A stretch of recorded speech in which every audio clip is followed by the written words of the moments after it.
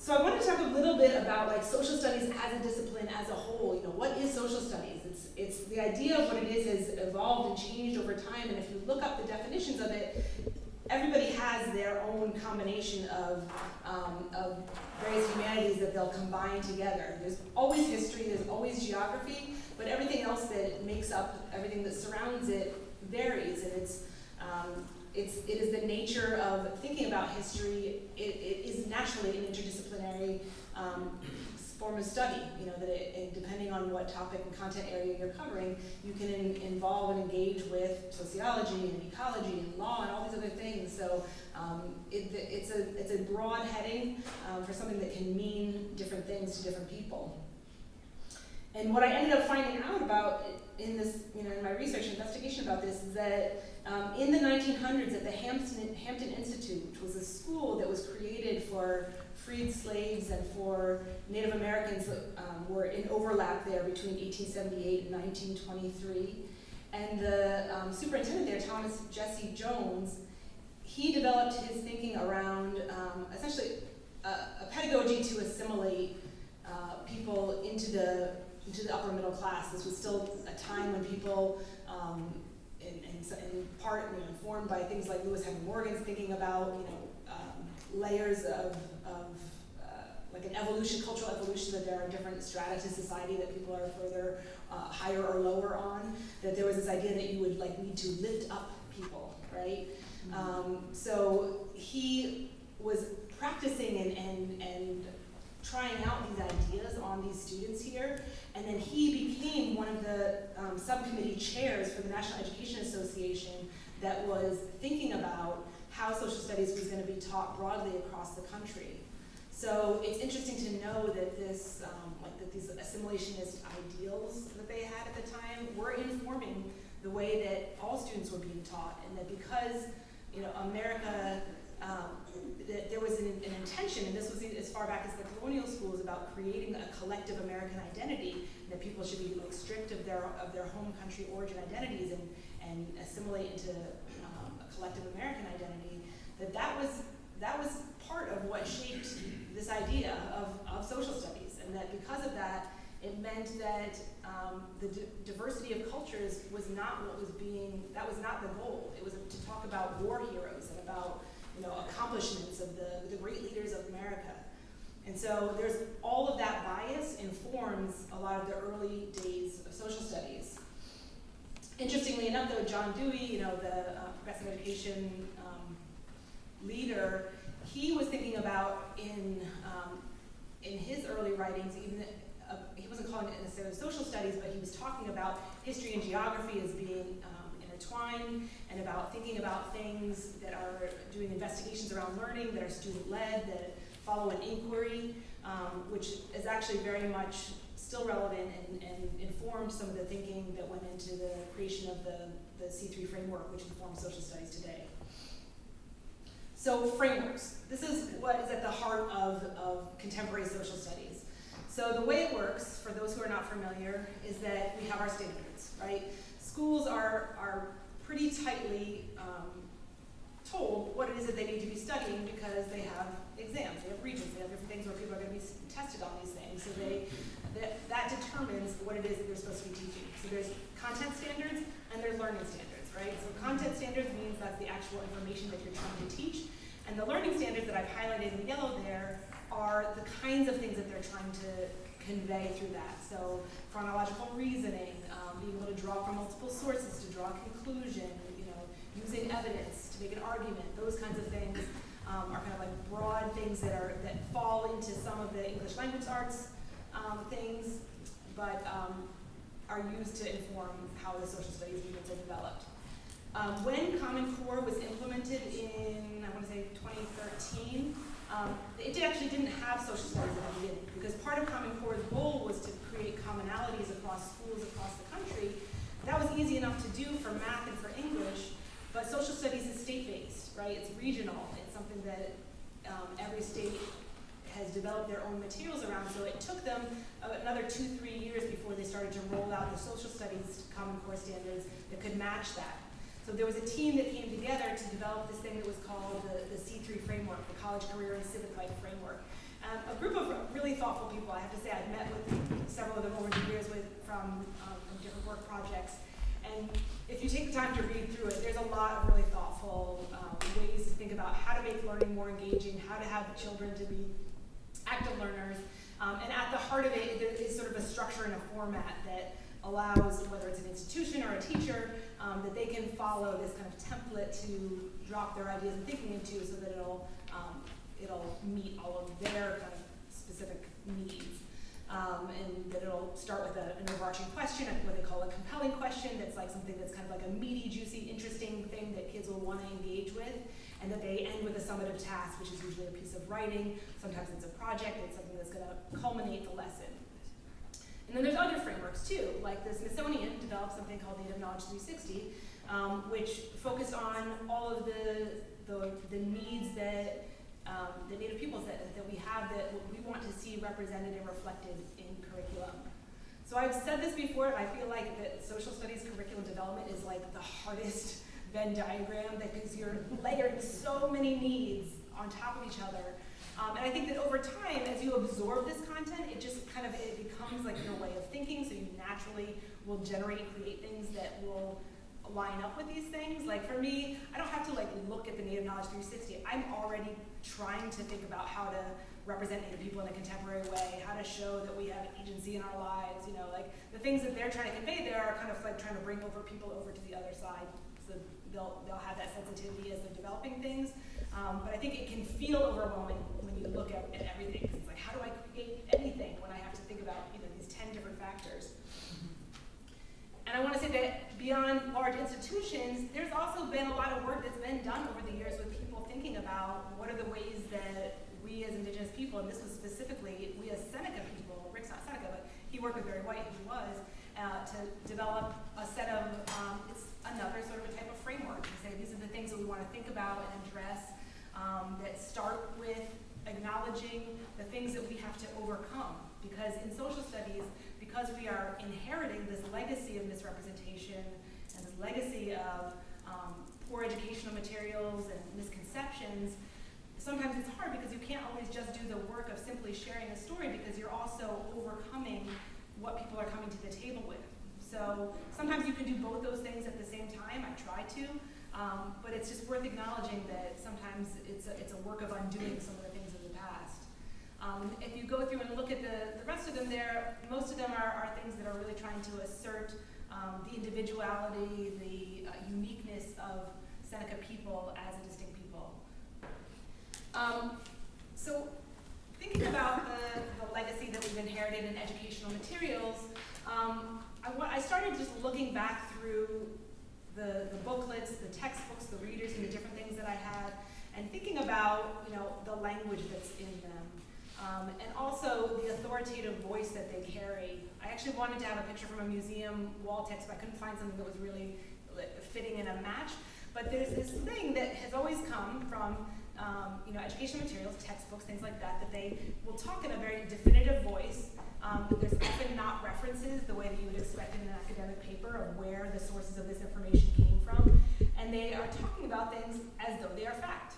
And they will say things, and then within that, they can be laced within that can be all this sort of problematic material and content. So, like if you look to the right here, this quote here from this book, Wampum Beads, gets almost everything wrong. It's like saying that, you know, wampum beads are decorative. They're not decorative. That's, you know, the opposite of how you would describe wampum. You say the beads had special meaning for Native Americans. So it's not generally applicable for all Native Americans. That's another sort of, you know, stereotype I think that we have to overcome, is this kind of generalization of all Native peoples having the same beliefs, practices, clothing, etc. They were very important to the nations of the Iroquois. They are still important to Haudenosaunee people today. Just by way of explanation, I think that people coming to this talk sort of have a little bit of that framework and background, but I'm going to be using the word Haudenosaunee to mean the Six Nations, the Iroquois. Around here, you'll more commonly hear people saying Haudenosaunee. That's the Seneca pronunciation of it. I stick with Shawnee because it took so long to get educators to come over to the side of using that word instead of Iroquois. I don't want to add confusion into the mix of it, so I just want to put that little sidebar there to explain, you know, the words that I'm using. And then, like this teacher's manual for the New York State these are the 1941 documents. Some of those very early ones had this kind of very casual way of talking about Native peoples as barbaric, as warlike, as less than, as being from a savage, barbaric culture. They would talk about that in kind of a matter of fact sort of a way. So I just want to look at language and like the authority of language and text. Another thing that dominates in a lot of textbooks is this us and them language, where there's this presumption about who the audience is. And I can say that as a Native student in classrooms growing up, that's a moment where you would cringe, where you would see things that were written that were assuming what your background is, who you were. And so things like this, The Great Tree in the Longhouse, which has lots of great content in it actually, but it has this presumption of a non-Native audience. It's saying our great festivals like Christmas, Easter, and Thanksgiving are seasonal festivals today. And then these tasks performed by the Iroquois family, but were performed by the family, but its structure was very different from our own. So it's just this assumption of we and them and othering of Native peoples. And the one on the left there, If You Live with the Iroquois, I actually did a whole post about this at one point because that book is full. I mean, just the title itself, if you lived with the Iroquois, makes it sound as if people do not today, but full of kind of inaccuracies and misrepresentations. And the other thing that really dominates a lot of the readers in textbooks is problematic imagery. So because a lot of these publishers crank out these types of books, they draw from Corbis and Getty and these different stock photography agencies to provide the images and materials that inform the reader.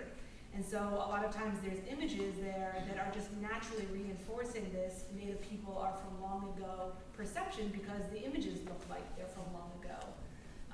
Also, Life of the Haudenosaunee, here the image on the right, you have this guy who's in a headdress, and it's not to say that no Haudenosaunee people have ever worn a headdress. It has happened, indeed, but it is not the dominant norm, and if you were writing a textbook that's meant to be informative, that is not the image that you would choose, but that's a Corbis stock photography image that's got metadata tags for Iroquois and Haudenosaunee. So that's what people will fill in with because they oftentimes don't do the work of doing consultation to find out the basic things about what is right and what is inaccurate within their texts. So how do you tell the difference? How do you know what a good material is? This is challenging. It's hard, and there's a few different ways to think about it and approaches that can be used.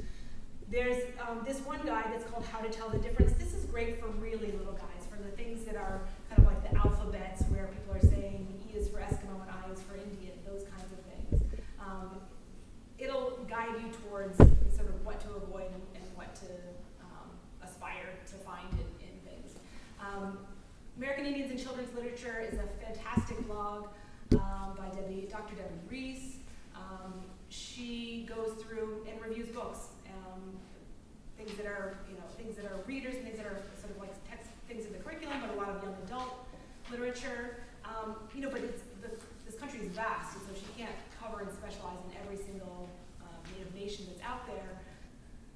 There are some materials that are coming out. This is actually something that was developed towards that C3 framework that's about the Manhattan Purchase, and their compelling question is, what's the real story behind the purchase of Manhattan? And so they go through and do document investigation and talk about gaps in history. What do primary source documents from this period tell us? What do they not tell us? What's missing? And so the actual activity of doing this investigation is allowing students to think critically about their sources. I also developed a book review template. That's another thing that I could make available to people if anybody wanted to have a copy of it. I have one in the back there. That it's two-sided. It's just a way to go through and to evaluate texts. And I think that it's something, if you don't have the prior knowledge going into it, like let's say there's some of the books that have the clans incorrect. If you don't already know what the Haudenosaunee clans are, you're not going to know that that's correct or incorrect. But you can answer things like, did they do consultation? Were there any Native authors? Who were the photographers? Because anytime a book has taken the time to do any form of consultation, they're going to advertise that because it's a selling point. So you can go through and readily find out that information and use it as a way to evaluate your text. And I actually think this would be a great exercise to do for teachers in the classroom because people already have purchased things. They have classrooms that are full of materials that have some correct content and some things that are problematic. I think just getting kids to go through that act of investigating them allows them to recognize that these are not authoritative texts, that they're not infallible, and that they're worth thinking about critically and investigating. So then I'm just going to do a little timeline now about some things that led up to kind of the moment that we are in right now. In 2007, UNDRIP, it was put up for ratification in 2007, notably the 4 countries that have the largest indigenous populations, the US, Canada, New Zealand, and Australia, all did not sign it, but then they ultimately did come back around to sign it. So tucked within there is this article that talks about that Indigenous peoples have the right to the dignity and diversity of their cultures, traditions, histories, and aspirations, which shall be appropriately reflected in education and public information. This was coming out knowing, what we just sort of ran through in that timeline history there, that there's a lot lacking in the materials, and that this is something that we need to aspire to moving forward. In 2015, the U.S. Department of Education, the White House initiative, this was under Obama, they did like one of those listening tours where they went around and talked with Native students around the country, and to hear the things that are impeding their ability to, to access higher education, or to the things that are affecting their daily lives. And so there's quotes that go through that talk about the experience of being an Indigenous student in a classroom and feeling like their history is not known, or they're feeling like they need to be the expert on something that the teacher should be. And one of the goals that was within there is this idea of promoting cultural awareness and the ability of education materials to be able to do that. Then in 2015, after in Canada, the Truth and Reconciliation Commission met over several years and listened to the stories of boarding school, up there they call it residential school, survivors from Canada. They gathered all of those stories and all that information, and they developed a series of calls to action. So within there is this idea of developing and implementing kindergarten to grade 12 curriculum and learning resources on Aboriginal peoples in Canadian history and the history and legacy of residential schools. So even that land acknowledgement that sort of became in vogue was in part because of some of the recommendations that came out of this time period. And then in 2018, I have a copy of this, the full document in the back. This phenomenal position statement came out from the National Council for Social Studies about the responsibility of social studies education to respect and affirm Indigenous peoples, nations, and sovereignty. So for this to be coming out of the NCSS is huge. It's really saying that at the highest level of people who are managing and disseminating information about social studies, that they are going to acknowledge and recognize that this is something important to be focused on. So, how do we meet these calls to action amidst the restrictions of educational institutions, and how do we take these limitations and turn them into opportunities? So that's the second part of my talk. If you've ever seen me give a talk, I've shared this Venn diagram so many times that I can't even barely look at it anymore, but I'm just going to give it to you very quickly. It's just to say that this is looking at, as I was saying before, that all of the complexities when you're developing social studies information about the things that you need to consider and factor in. So you're thinking about the child, what is going to make this fun and interesting for them? How do these people want to be represented? That comes as a byproduct of consultation. What are the requirements of the DOE? What are the standards that we are needing to meet in this lesson? And what are the limitations in terms of budget, time, any of the classroom space limitations, things like that. And one of the major ones within this is that the content about Haudenosaunee history and culture belongs, while much of the content belongs at high school and college level because it's vast and it's rich and it's dense, 4th grade is our entry point. So whether we like it or not, that's where it comes in. Yes, there is a re-entry of it in 7th grade when people do a regional study comparing Southwest, Northeast, regions, but they're not going in depth. The time when kids are learning about the Haudenosaunee, they're learning about the clothing, about the traditions, about any of those things, it happens in 4th grade. And I really want to emphasize this because I feel like so often people will talk about what should be, but we have to live with what is also. Yes, I absolutely agree and support and advocating for change and inclusion and update and upgrading of the standards, and there's good work that's being done on that front, which I wholeheartedly respect and support. But in the meantime, this is the limitation that we work within. And I can tell you from having worked in several museums in the fall, if you are in the American Museum of Natural History, the line that is outside the door and around the building is 4th graders. If you're at the Smithsonian, and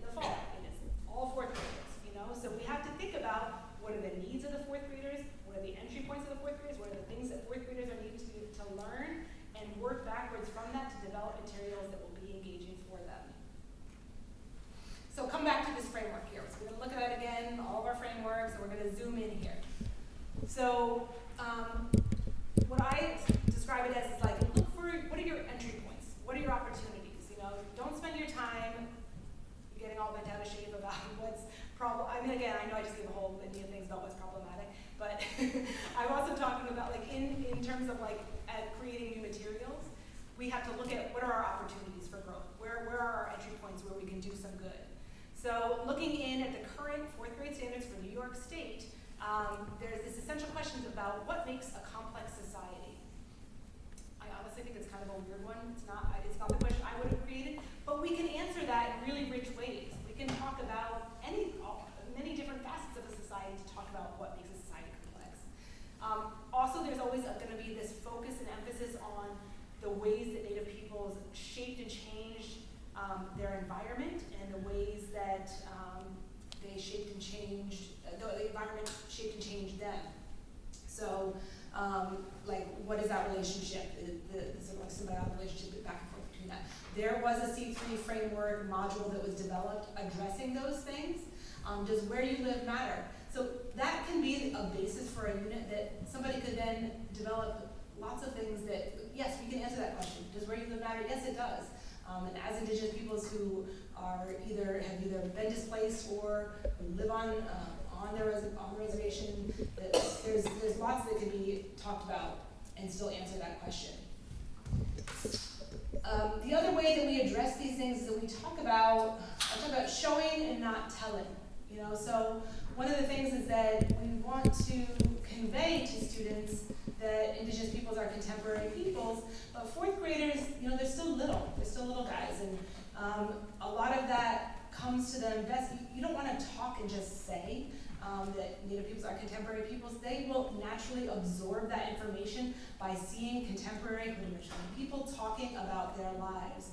This was a project that was done for the New York State Museum, Frida Jacques, turtle clan mother from Ganondagan, talking to a little girl, explaining what the Thanksgiving address is. And it's beautiful. It almost has like the quality of an older Sesame Street, you know, just a conversation between an adult and a child that's filmed. And it really does so much in just a short segment, because you don't have to, you can see that she's alive because she's talking and she's telling this information to a child. You can see that there are kids who are Onondaga who might have questions about things about their own culture, and they're asking things like, you're absorbing and learning just naturally through these sorts of materials. We address this by centering Native voice and talent unapologetically. This is a quote from, again, Dr. Cornelius, saying, I believe it's maybe one of the most important things we can do for our people for that next 7 generations coming up is to tell our story. Because the signs of being the most assimilated and colonized, when they've accomplished what they wanted to do to us, is when we tell their version of our story. It was absolutely critical that we tell our own story, and that takes courage. And in some ways, you know, sometimes it'll seem like it's almost obvious to say something like that. Like, of course you would want people to tell their own story. But because that has not been the model, that's not been the precedent in educational materials. So centering voice is important. It's an Australian Aboriginal woman, Shay, Dr. Shay, also talking about how Indigenous people need to be at the center of the research around education, so that, you know, we can center Indigenous voices and agency in educational research. And I made this for when I was working for the Natural History Museum.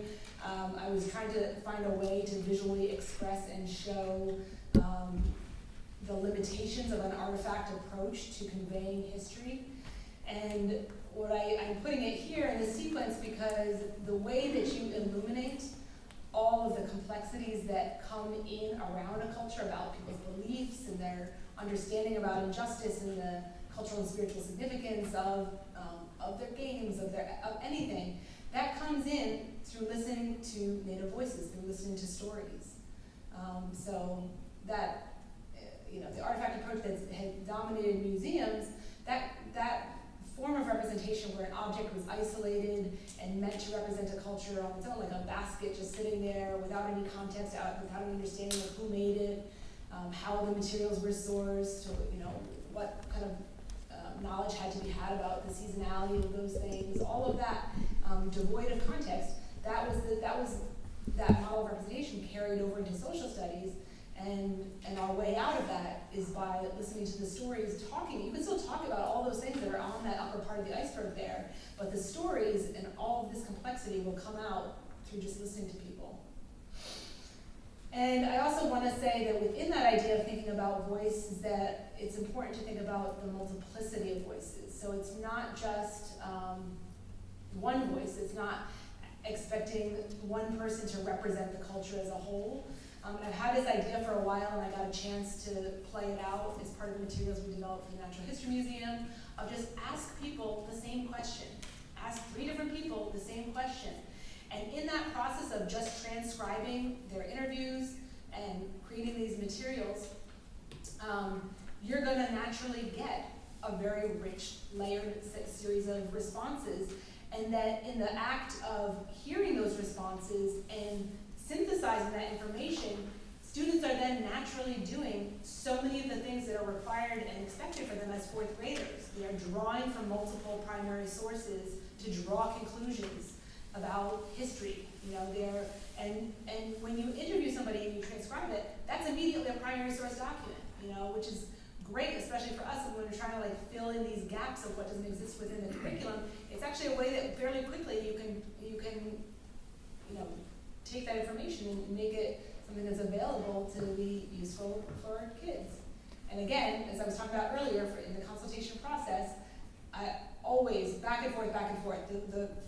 The final form of these things, yes, it's done in an interview, but I also always allow whoever I work with to edit at will. It's their words, they can edit how they want to do it. So I will work with them back and forth through a million comments and things until they get it to the point where they are 100% happy with it. And so what you see on the page reflects a lot of consultation. This project here, which I also have a QR code in the back for being able to go to see the site of it, is a quilt project that I was one of the organizers on making, where we worked with 40 different Haudenosaunee beadworkers to honor women in our lives that represented ideas of resiliency or strength. And if you go through, you can listen to tributes by each of the women that are on there. So when you have something like in a lesson where this wasn't explicitly created as educational materials, it was a project that we all cared about. But if you're talking about women's roles or Haudenosaunee women, what are their roles in the community, you can go through here and hear 40 different ideas about what that means. So it just allows kids to, again, sort of showing rather than telling, they naturally absorb that Haudenosaunee people are not monolithic, that we have a diversity of views and perspectives, a diversity of lived experiences, and that just comes through listening to people. So there's that same curriculum that I mentioned from before. I'm just going to say, I already described it, so I'll just say that it fits in supporting what I was saying before about multiple voices, but just working with historic documents instead. We can include current events, make connections to history through current events. This is not Haudenosaunee content, this is about Native peoples of the Chesapeake region, developed by a former coworker, the brilliant Kathy Tyack. It's called We Have a Story to Tell, and she just beautifully weaves the geography piece with the stories and the quotations from people, the history, and how it's relevant to current events, and it's a great model to look at. We can show examples of continuity and adaptation. So this was also part of the materials that we developed for the Eastern Woodlands Indian Hall at the American Museum of Natural History, where we went through and looked at the models that were on display there that show all the stages from seed to harvest to processing to creating cornbread. And then we went through and photographed Tuscarora cornbread maker, Bill Patterson, and as well as other women too, showing them recreating that same process as it's done today. And so for a 4th grader, this is a very direct and clear juxtaposition. They can see and compare and contrast, talk about time continuity and change and how things have evolved over time and how things have stayed the same. This image here that pulls from my website that unfortunately isn't available anywhere online, but you're welcome to use it from my site, which is my full name, MarissaManitowabi.net. you can just take this document off there, but this is a juxtaposition of a Seneca painter from Tonawanda, Ernest Smith, who actually also did a WPA project, did a lot of paintings that came out of that era. And then Tammy Watt, who's a Seneca photographer, photographed Gloria Heron, Seneca judge, who's also a cornbread maker, showing them doing the lying process side by side, by a stream and then in a contemporary sink. So, all the ideas that might come out in a document that would be inaccessible for fourth graders, they can get through these kind of visual juxtapositions. And just to show the kind of like the layout of time, continuity, and change, this is listed on the NCSS site as one of the threads that is consistently considered as a standard throughout social studies, and it's also listed on the National Museum of American Indians framework. And it's my favorite out of all of the standards because I feel like it's exactly what we are always trying to do. It's what, Ganondagan is full of things that represent time continuity and change. When you have people here who are doing traditional dances but contemporary regalia, they are naturally visually in front of you expressing time continuity and change, that we are not static people, that we evolve, that clothing and traditions evolve, but that there are traditions that are carried forward, and all of that is communicated through that. And then we can also move forward by providing supports to help make sense of complicated history. So the timeline that hopefully many of you got to participate in when you came in, where you took one of the green markers at the front and contributed to the timeline with a piece of history by drawing content from the galleries. That same exercise could be done in the classroom using materials for students to be able to puzzle through different history dates, to be able to understand and sequence them. Some of the content that's up there is not at a fourth grade level, but you could even do a more simplified version, just talking about we did a unit last year that I'll show an image of where we were talking about long houses, log cabins, and contemporary homes, showing 3 periods of housing, just to help them to sequence those 3 things, understand the time periods of them. A timeline is really helpful, and it's a complicated medium.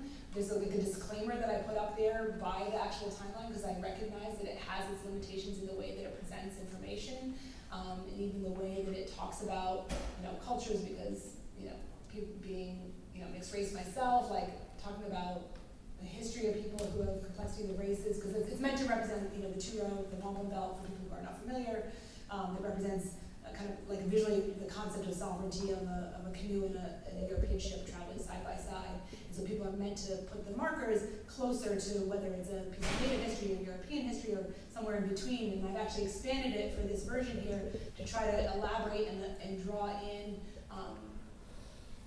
other groups of people to be able to talk about the complexity, the complex concurrent realities that people live. It's meant to push past the notion that there can be a single timeline of history, and that people who present as different races have very different lived experiences in different moments in history, and that you can start to see commonalities and comparisons. And so this is a work in progress. This was something that was developed out of something a while ago that's just now getting to be able to be shared with the public. I have a QR code on that one as well. I figured out how to hide a document on my Squarespace on my website, so you can download that document through that link if you want to be able to print it out and use it in your classroom.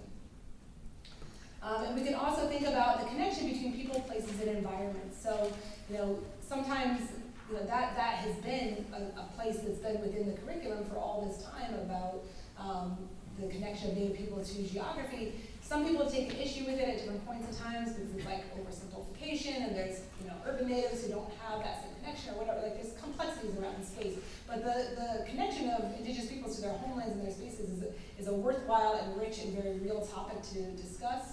And there are ways that it can be done in visually engaging ways.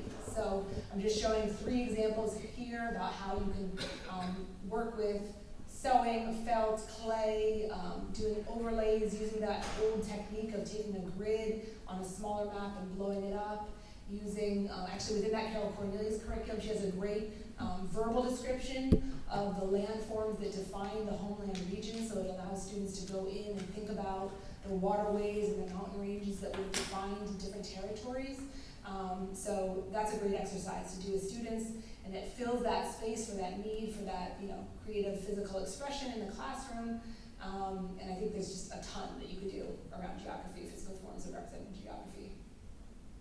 And you can create thematic units that have depth. This is another one that I'm not going to go too into because I've covered it so much in previous talks, but if you spend time in the Carol Cornelius curriculum book, she talks about selecting those themes within a culture that are significant enough that they are worthy of a deeper study, so that if something can fall into this wheel here, they'll have 3 or 4 places where it shows up. It'll start to give you a sense that that is something of value and significance to the culture, so that you can do an in-depth unit on it. And so she shows that through corn. I've done a ton of work around corn over the years because it's never going to get old. It is an incredibly rich topic, and it has connections to all the things that you see here, and it allows you to take that one thread and show a lot of depth. And so in illuminating all of the complexities and the depth of knowledge around corn cultivation and preparation and processing, all those different things, it gives students a little window into the complexity of the culture as a whole. And I think it's a really good counterpoint to what's typically done of this idea of we're going to study Mexico, or we're going to study the Haudenosaunee.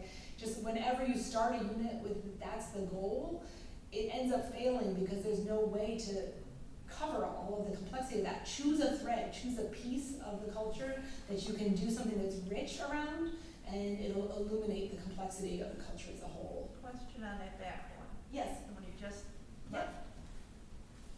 What is going on with the lower right-hand slide, artistic expression? That's the work of Elizabeth Dockstader from Six Nations, who created a visual representation of the original 50 chiefs and clan mothers who came together during the Great Law. So she went through and made corn husk dolls to represent all of those figures and crafted all these very detailed pieces around it. Actually, UB had an inaugural exhibit there where that piece was in there. And if you search UB, Haudenosaunee, art gallery, something like that, they actually have online right now, there's a 3D representation of this, and you can go in and go zoom in and you go around and see all the details around it. It's a stunning piece. Thank you. Mm-hmm. And then the other thing that we can do is we can have Native content experts who can vet materials. That is the work that we hope will come out of this curriculum gathering work that we've been doing. So we've been just going into filing cabinets at different places and gathering resources and categorizing them, so that ultimately down the road we'll be able to pull all those materials and be able to vet them. So if you go under Thanksgiving address, you've got 15 different either curriculum materials, articles, things that are all elementary school age appropriate, things that are talking about the Thanksgiving address. And our goal is that once we have amassed enough of these materials, that then we can meet with a group of stakeholders, Native content specialists who can come in and vet these materials, so that we can have a final list of recommended resources that we can provide to teachers. And we hope that that will even become a model potentially for other states that are going to have to go through that same process as they're developing things, so that teachers will start to know that there are places that they can go where they can trust the resources that are being provided there. Because I think that's so often the challenge for teachers, is that if they're not, like I said, if they don't have that prior knowledge already about the culture, they're not looking at a reader and seeing the inaccuracies that are in there. So that is part of the work. And I just want to say that, in conclusion, that the nature of what I've been calling, I haven't had a word for it, so I've been calling it all these different things. I'm moving towards just Indigenous elementary school social studies. That if you look at any of the many Native studies, Indigenous studies programs that are forming in universities around the country, around the world, they are mostly interdisciplinary humanities departments. And because the nature of Indigenous thought is that it draws from all of these different things. You cannot isolate language, you cannot isolate history, because it's informed by language, it's informed by human relationships, anthropology, all those different things. So it's very much just within the core of Indigenous thinking to draw from multiple sources. And so really the opportunity of reclaiming social studies is that we can bring in resources from this multitude of spaces, create things that are rich, that represent who we are, the complexities of Indigenous peoples, in ways that are meaningful and engaging for